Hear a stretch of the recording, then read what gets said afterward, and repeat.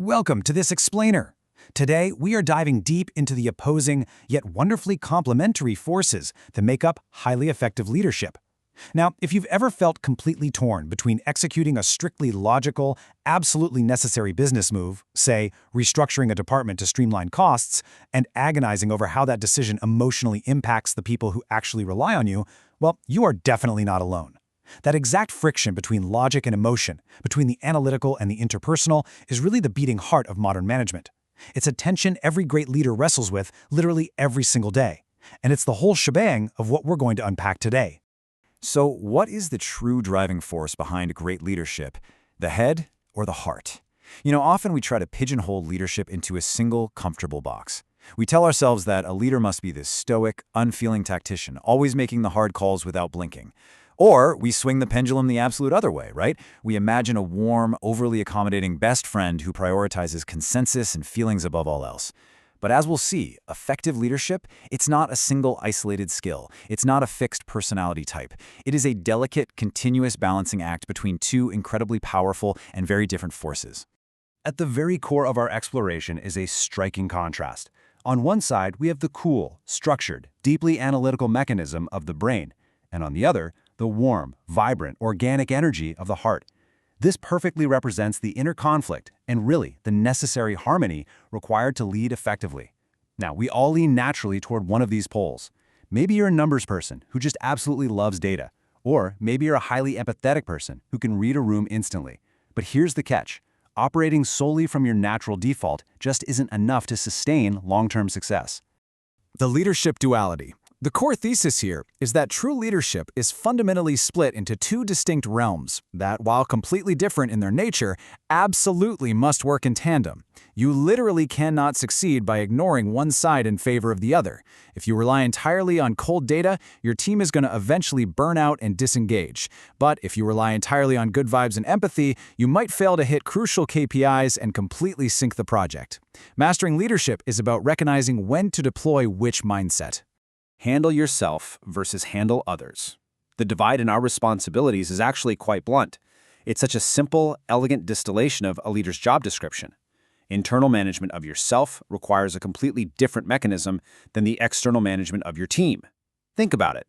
You can't manage your own biases, schedules, and goals the exact same way you manage a struggling junior employee. Understanding that the self requires a different set of tools than the team is really the first major step in unlocking this duality. Governing the rational self. Okay, let's get highly analytical for a moment and focus strictly on the domain of the head. When we talk about handling yourself, we are talking about governing the rational self. This requires a sharp, precise, and almost rigid approach to your own internal operating system. When you're planning your week, evaluating past mistakes, or trying to overcome a personal bias in a high-stakes decision, you don't need empathy for yourself. Actually, scratch that, you might need a little grace, but mostly, you need truth. You need an unvarnished, objective look at the facts of your own performance to keep yourself on track. We call this operating state crystalline logic. It's the application of rational analysis and strict self-discipline to govern your own actions and decisions. Think about a crystal for a second. It's highly structured, it's transparent, and it's incredibly hard. That is exactly what governing your own actions requires. Crystalline logic cuts right through the noise of your own ego. It pierces through the emotional excuses we all make for ourselves, right? It demands that you look at your flaws, your tasks, and your strategic choices with complete, unbending clarity. So, the rational self requires rational analysis, strict self-discipline, objectivity, and the use of the intellect. The crucial point here is that before you can successfully lead anyone else, you have to govern your own mind with pure objectivity. You use your intellect to manage your schedule relentlessly, to set uncompromising goals, and to ruthlessly evaluate your own performance. How exactly do you do that without ego? By stripping away the why I failed and focusing purely on what failed and how to fix it. It's about immense personal accountability. Only a leader who is fully accountable to themselves has the foundation required to hold others accountable. But is strict logic enough to lead a team? If you can master that crystalline logic, you are well on your way. But we really have to pause and ask ourselves this vital question.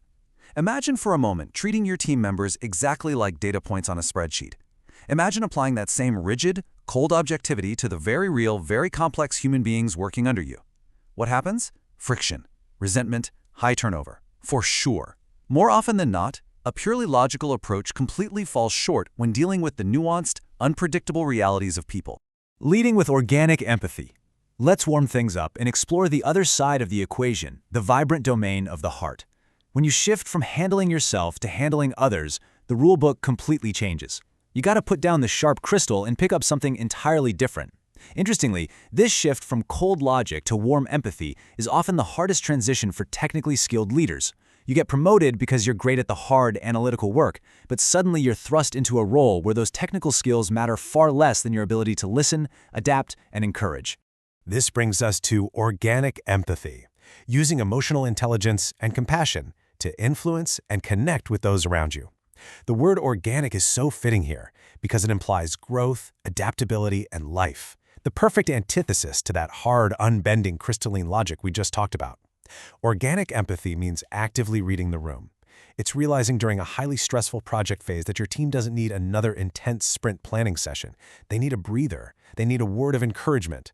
It's not about analyzing people. It's about genuinely connecting with them. The empathetic leader relies on emotional intelligence, compassion, influence, soft skills, and genuine human connection. Interpersonal success is almost entirely dependent on these crucial soft skills. As the saying goes, you simply cannot spreadsheet your way into genuine human connection. Soft skills motivate a team in a way that rigid metrics never, ever will. Influence, active listening, and sincere compassion are the true currencies of the heart. When an employee feels seen, understood, and valued as a human being rather than just a cog in the machine, wow, their loyalty and their creative output just skyrocket. Balancing head and heart. We've explored the cold, hard logic required for the self and the warm, adaptable empathy required for others. But the true magic doesn't happen by just alternating between the two clumsily or keeping them completely siloed in separate corners of your brain. As we step back to look at the complete picture, we realize that a profound leadership philosophy is about balancing the head and the heart simultaneously. Imagine holding a team to incredibly high analytical performance standards, that's the head, while actively and warmly supporting them through the stress of actually meeting those demanding standards, that's the heart. They must happen at the exact same time. And the ultimate goal is that powerful synthesis happening right in the middle. It's the space where the deeply analytical brain seamlessly intertwines with the vibrant, organic heart. That intersection is exactly where great transformative leadership lives. It's that powerful, ongoing synthesis where your strict self-discipline meets your genuine human connection. The best leaders, they don't choose between being smart or being kind. No way. They synthesize the two, ensuring every strategic, logical decision is delivered and executed with deep respect for the human being's task with bringing that vision to life. Left, the rational self, heavily reliant on objectivity and intellect. Right, the empathetic leader, driven by soft skills and human connection. To really lock this in, we need to view these not as competing ideas, but as two halves of the exact same whole. You must master the rational self, aggressively using objectivity to handle your own output. And, with equal effort, you must master the empathetic leader, to guide and nurture the people around you. Falling short on either side compromises your leadership. But mastering both, that creates a dynamic, resilient, and highly effective environment for everyone. Are you managing yourself with logic while leading your team with heart? I want to leave you with this provocative final thought as you step back into your own daily routines today. Assess your own interactions. Are you successfully balancing that strict, crystalline logic for yourself, while at the exact same time leading your team with a warm, organic heart? Master that duality, and you absolutely master leadership. Thanks for joining this explainer. Until next time, take a hard look at your own balance and see which side you need to level up.